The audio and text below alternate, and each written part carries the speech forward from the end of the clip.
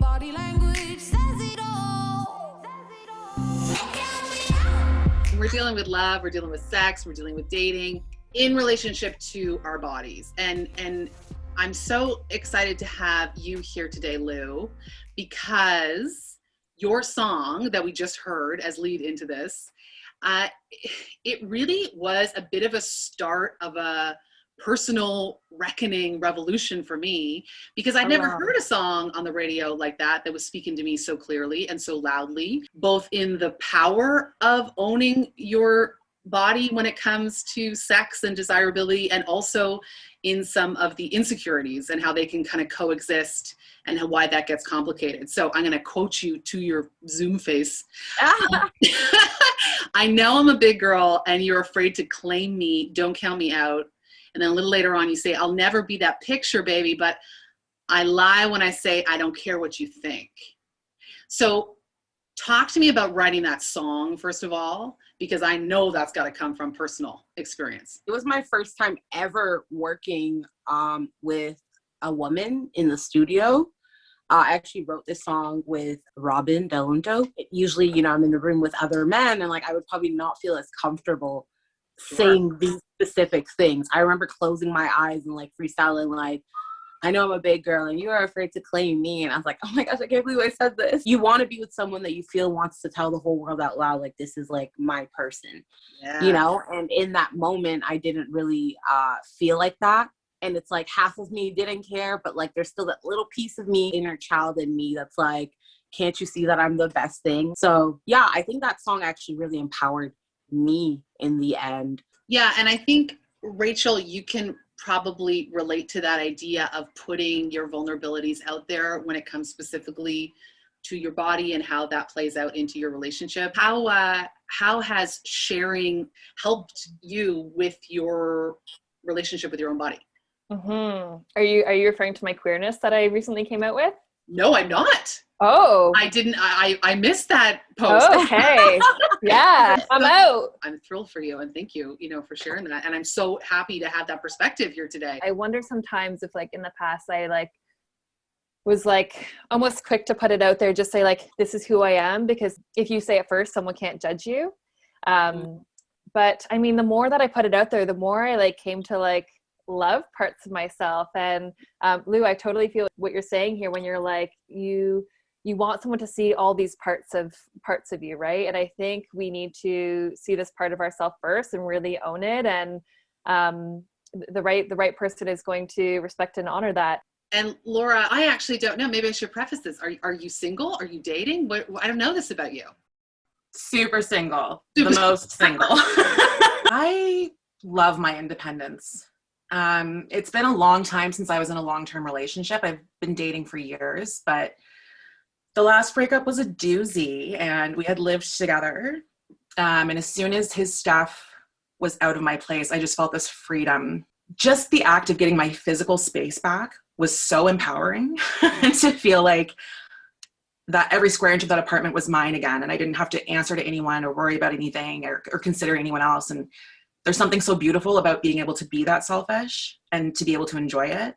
I kind of like to say that I'm dating myself, because when I feel I need a little bit of romance in my life, or I'm missing a connection with myself, that's when it's time to turn off the phones, turn off the tech, take a bubble bath, do something to reconnect with myself, even if I'm going to spend the night crying. What's that? I said self-pleasure. Self-pleasure. I have a little drawer over there. Let's not call it a bubble bath, okay? But curious about that is because I find it I am with someone. I have a television show with that person. His name is Rodney Bowers. But I have found in my past relationships, depending on where I am in relationship with my body, I am very quick to blame my body when things don't go well in the relationship. Now I'm super conscious of it, and I do it, as little as possible. But it was my quick, knee-jerk reaction, which I found so weird when I started to unpack it, and yet so understandable given the struggles I've had. So I'm curious, have any of you in the past with breakups knee-jerk reaction back to a blaming of your body? This is the body type I've always been in. I don't know what a skinny Lou looks like. That's just never been me. So I think when you've been in this body your whole life and you're so used to like the media and the world bashing you for it, it's very easy to blame yourself in these kinds of moments. Maybe in a romantic relationship it doesn't work out. It's very easy to like bring out that negative and be like, in growing up, I hope everyone will realize that self-love is like the most important love, and like that should really be your first love. Because I think if you really work on that, then you will make sure that whoever you bring into your life is someone who is worthy of loving you, instead of settling for someone who's most likely a jerk and will remind you of it every single time. But because you don't think you're worthy of being loved, or you think that this is the only person that will ever quote unquote love you, like you'll stay there. And let's not stay there, you know, in 2021, we're not doing that, guys. We're not. Yeah. In my late teens, early 20s, it's always like, it must be my body, why it's not working. And I'm tall too, like I'm 5'11". And so I'm like, I must be, and I went to school in Montreal where all the guys were like, yay, hi. And so I was always like, this is the problem. And I think as I've moved out of it, and doing the work that I do now in terms of dismantling diet culture and knowing so much, you know, that thought might like creep up and be there. And then I'm quick to like bash it and say like that's not the case. If someone didn't like me because of my looks, that's nothing about me. That's what they're bringing to it. I dated a number of men who, don't want to get emotional, who like said terrible things about my body to my face. And this is so unexpected because I have not gotten emotional about it in years. Like I've written about this and it's been really cathartic, but I think I'm crying like for my younger self because this girl here is fine. Yes. But when I was 16, I dated a guy who, you know, he was my first real boyfriend and I was super into him. And I remember him telling me one day he called and I was eating popcorn. And he said, oh, you shouldn't be eating junk food. That's fattening. And I kind of challenged him a little bit and was like, what do you mean? Like, I thought like we were dating me. Like, I thought like, you know, you kind of knew what you signed up for. Like it is what it is. And he was like, well, you know, you could look a lot hotter. To a 16-year-old, right? And like, he was young too. And to his credit, he did apologize later when he grew up a little bit, but it happened again and again with different people. And like, it took me so long to realize that was them and that it had nothing to do with me. Yeah. And it makes me so grateful for people like you, Lou, because like, it was things like reading Gabby Gregg and listening to Lizzo and like all of these things that made me realize that like you're so much more than what someone says about you. Now I feel like I have this confidence that is mostly unshakable, except for when I talk about my past. But you know what? I think Mostly. Potentially why it's coming up. It's because we get it. Yeah. Yeah. You know, it's because this is a place where those guards can come down because we've always had those experiences, and there's something emotional about feeling connected that way in those experiences, because when we all had them, we were all by ourselves. Exactly. And now we're together talking about it, and this is going to be heard by women who will feel together and seen and heard because of it, and also see and inspire and we did it anyway. And we pushed through. That's exactly what it is. Because again, like when I think of like me growing up, I didn't have any friends that had the same body type as me. A lot of these conversations, I think many of us have never had. Yeah. Because we didn't live in a world where you could even have them. Totally. Or if I did attempt to have them with my friends, they just wouldn't understand it. And I don't know, I think that is really important to our healing. From the emotional to the sexual, what's been your biggest body breakthrough when it comes to sex? Last year, 2020, I commit to having the best sex of my life in a pandemic of all things. But I did it. I was in a partnership at the time. And it was just a year where, okay, so up until that point, so I was 29, no guy I'd been with had been able to give me an orgasm. And that was to no fault of the guys. Like I played a role in that too, but I was like, I'm very committed to figuring out what's here. And I think what came from it and what like helped me to enhance my sex life with myself and with intimate partners is like reclaiming my right to pleasure. I think when I used to show up in partnerships, it was always like for performance, right? And that also put a lot of pressure on what my body should look like. And then when I turned it into like, no, this is also about me. Getting a good vibrator was was a big step for me. Shameless plug for the Womanizer duo. Second that.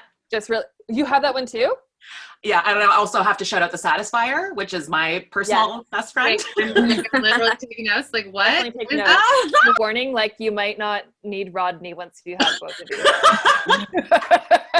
We're living in an exciting time where a lot of women are choosing to claim their sexuality and in public, and I'm like, and that's so cool.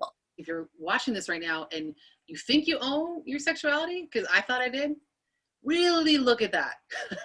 Own it. Really look. Really. Yes, Lou. Yeah, but seriously, because I think even we can believe the meme of owning our sexuality, but what does that really mean in your body? Like, because it's going to be different for all of us. I'm a very positive person, and I remember the last trip I went on, I decided to skinny dip in the pool, and like that's like so exciting to me.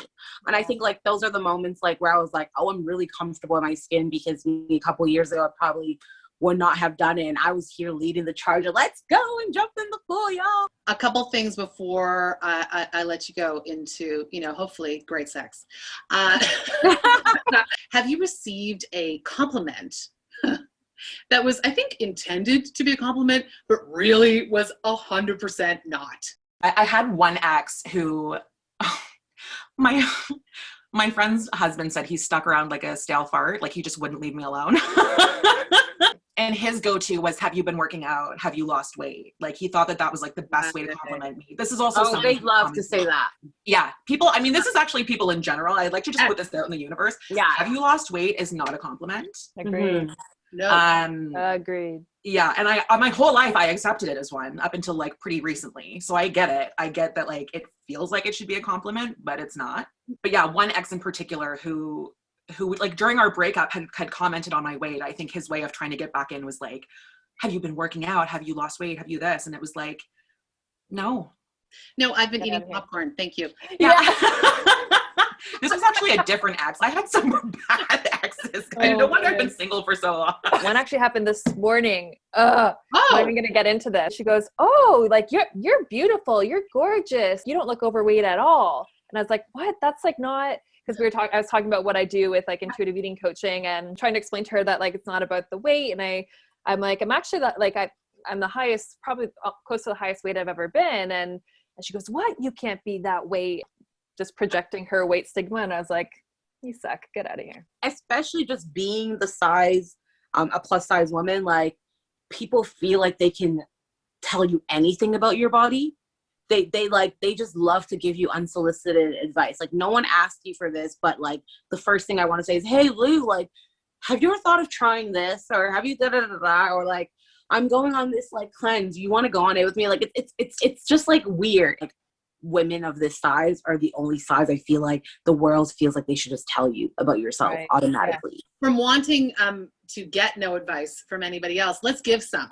Okay, so let's give some ourselves to sort of wrap this up. What would you give to our sisters who are watching this right now, who are struggling with their bodies, and maybe they're, I know we all have our moments and we're all going up and down with that relationship, but in this moment we've come together and we're able to talk to it and give it some strength. So what tangible thing can you give to somebody listening right now that can help them get out their own team with their body and have great sex? You have to take the time and learn to put yourself first. When you start loving on yourself, like this is going to be a lifetime thing. There's going to be days you're going to wake up and be like, oh my gosh, I hate myself, or I'm over this, or this and that. But like, you really do have to commit to loving yourself to be able to grow yourself and to feel comfortable enough to have the best sex of your life.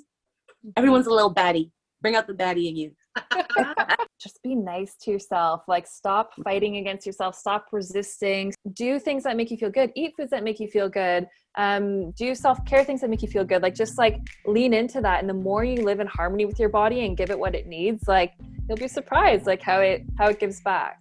If it's your thing, go buy yourself a lingerie set. Set up your camera on self-timer like Rachel does and do a little photo shoot, because you will be surprised at how fun it is and how empowering it is and how sexy you look in those photos. And this has been Body Language, and I'm going to go get myself 2 vibrators, a womanizer and a satisfier. Yeah, you are. Yeah, I wanna be the one you wanna